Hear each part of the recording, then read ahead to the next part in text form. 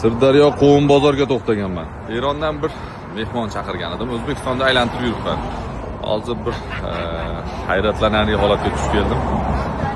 Qovun bozorga to'xtadik va do'stim hojatxonaga kirmoqchi bo'ldi. Hojatxonaga borayotganda men hojatxona uchun pul to'ladim.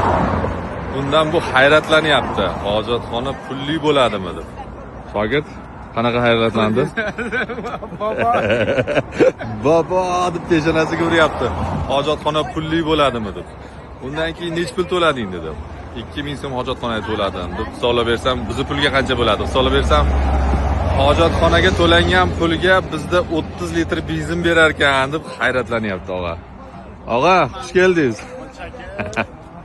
Salam berasizmi O'zbekiston. Well, thank you Uzbekistan and thank you for the good farmers growing the watermelon, melon very delicious and tasty. Welcome, thanks so much. Hayrat qarang.